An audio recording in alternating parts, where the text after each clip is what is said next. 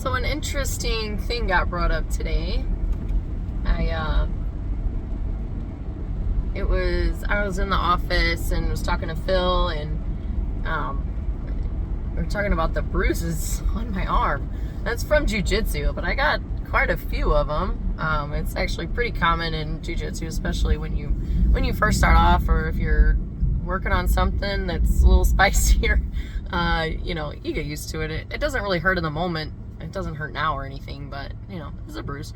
But I also got this nice one on my wrist here. These are common places to have bruises if you're in a domestic a situation where somebody's physical with you. One of the reasons why jiu-jitsu is such a benefit for women is because when someone just grabbing you or trying to control you, it allows you to use leverage instead of strength to overcome someone trying to grab you, or pin you or hurt you, or you name it. When you're grappling with someone, you're getting your wrists and your arms and everything tied. And this was the goal today. Was we were working on trying to grab each other's collars and seeing how long we can hold on, just trying to get to them. Like your goal is just to protect your own collar, your own lapel here, or your clothing. If it would be, you're trying to keep someone from grabbing you. That's the big picture. And if they do grab you, how to break it. So that's what we were working on. We were just drilling it, going back and forth, trying to grab the other person's lapel. And when you were to get it, the person who you grabbed, their goal was to break your grip. So it's also how I got this little number. My fingernail hurt my fingers. Anyway, so we were talking about the fact that I have, in my recollection, which isn't the greatest, mind you, but still, I cannot recall a single time that anybody has asked me about the bruises on my arm. And now maybe that's because most of the people that are close to me know that I do jiu-jitsu, so it's like it's an assumption, and I'm fine with that. But I can't tell you how many times I've had a student or just somebody that I'm talking to very clearly look at my arms and I'm assuming they can see, like, it catches your attention, so I can clearly tell people are looking at it, but it's rare that anybody ever asks. And it just kind of goes, and by rare I mean I've never had anybody ask until today, actually, which is kind of interesting. So me and Phil were talking about it, and then I go to my private lesson, which happens to also be a pretty good friend of mine, through just doing lessons, and she asked me, what happened to your arm? And so we talked about it a little bit, and I also told her that she was the first person that had asked. And it brings up a good point that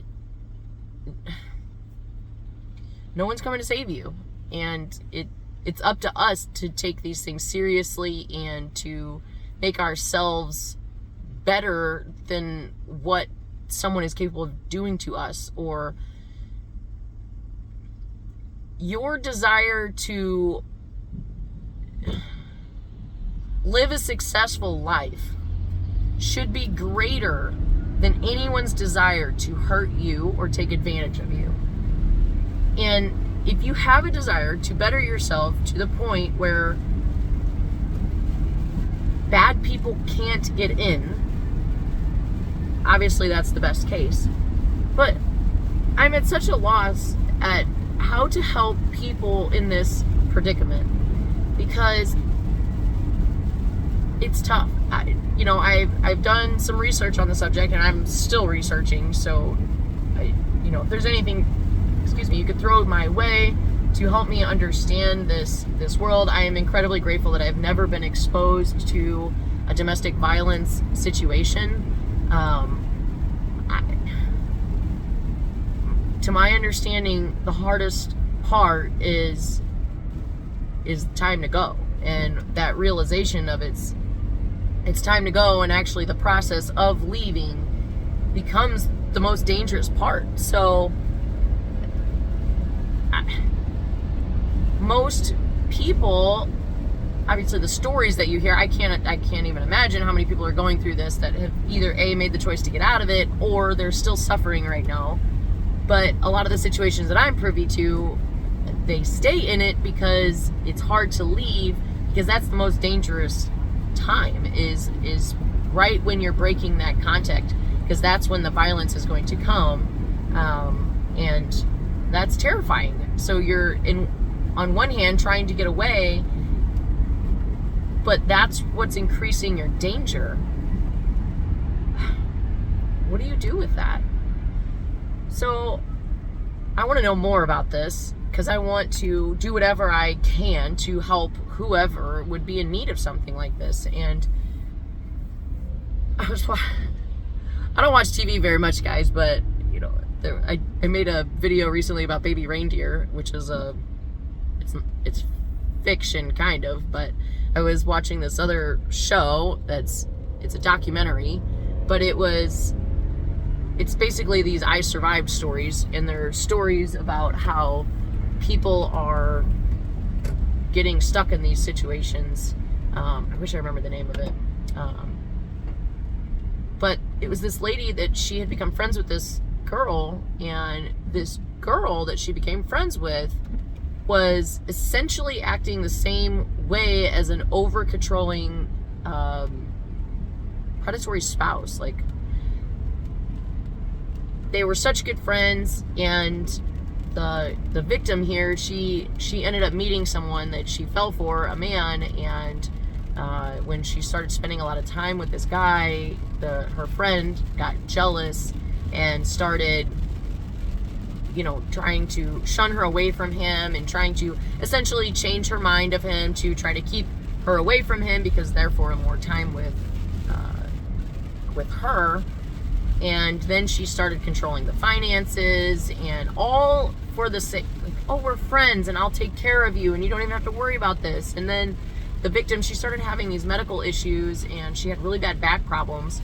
So she was finding herself really in need of her friend's help. So her friend's helping her, but at the same time, she's just putting up more fences around her. And the more I help you, the more I get to be in control of things. Your finances, your child, your schedule, your work, and all of these things. And this poor woman is none the wiser, because she is trusting her best friend, thinking that she would never do that to her. And I think there's a certain concept of this, is like, you have to understand that you're a good person. So you want to be perspective driven. You want to put yourself in other people's shoes and envision yourself making the same decisions. That's just not going to be the case if you're a good person and you're comparing yourself to a predatory type individual. You're not going to see them making these predatory decisions, because you wouldn't do that. And you have to understand that humans are capable of all kinds of things. And what does it take for them to get there? There's certain people in this world who are specific resource predators, and their goals are to take advantage of someone, to take resources from them, whether that be monetary, whether that be material, or whether that be you. And then there's people who just want to freaking hurt people too. And it's because you don't think that way, it's hard for you to see that in other people. And you could play the denial game. Oh, he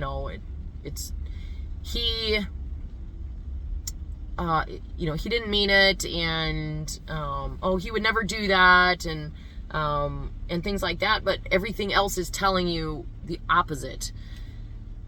So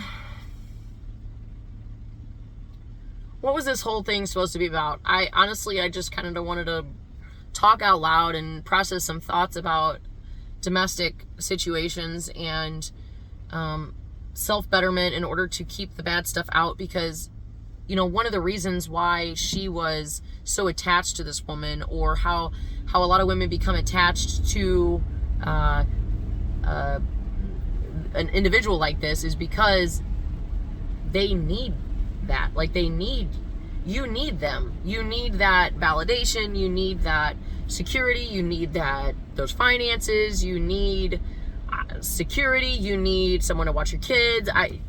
All of the things that you're needing from someone else, because, just to be clear, it takes a village, right? And I don't fault this woman at all for getting in the predicament that she did, because I think that she truly had her best intentions at the beginning, but it just started to fall apart. And then she kept denying. And, you know, it would get to the point where, like, she was in the hospital and she was being drugged, like, with insulin and MRSA, and it was bad, and she kept denying every single part of it. And there was nothing other than her friend. Like, everything led back to her, but she would deny the crap out of it. The police would get called, but she would say, oh, she could never do anything like that. That's not her. There's no way. And again, I can't begin to understand where someone's brain is at in that situation. The amount of discombobulation and feeling lost and not knowing, and thinking one second that this person, you can trust them with your life, and then the next second you realize they were trying to kill you. You're lost in translation. You are lost in space. So again, I can't fault her. She's alive, and she's well now. And she said at the end of it, she said, she didn't ruin my life. She ruined her own life. And I wish that every story could turn out like that. I wish that, someone, a domestic survivor, can say, no, this isn't going to keep me down forever. They ruined their life. They're the ones suffering the consequences now. I overcame and got out of this, and here I am. And it's hard every freaking day, and I can't imagine. I can't freaking imagine. I can't.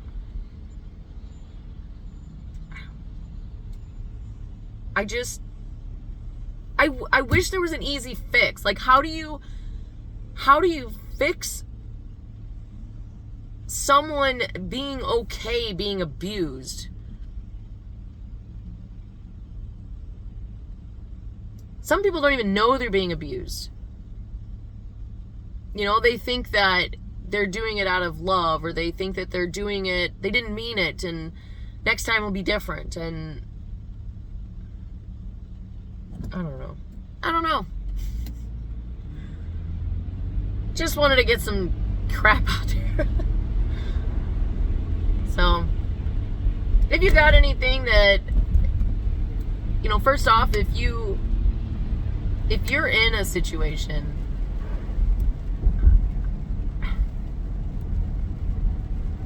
I want to help.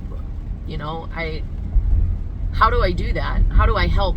If you've ever been in a situation and you have suggestions, advice, or if you want to tell me your story, if you want to tell me how someone can help someone in a situation like that, tell me. If you want, obviously, if you want to. I want to know, and I don't want to know, and I do want to know. It's a bittersweet, I guess, but it's a lot.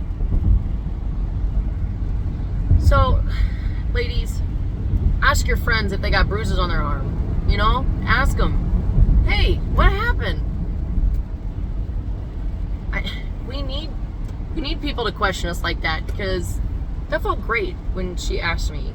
She said, what happened to your arm? It was so casual of a question. It was just, what happened? That's all it takes. You don't have to assume the worst. But then if you can recognize, like, oh, it's nothing, and they cower. If they didn't want to tell you, they didn't want to tell you. But could you maybe pick up on the fact that there might be something there that they just don't want to tell you?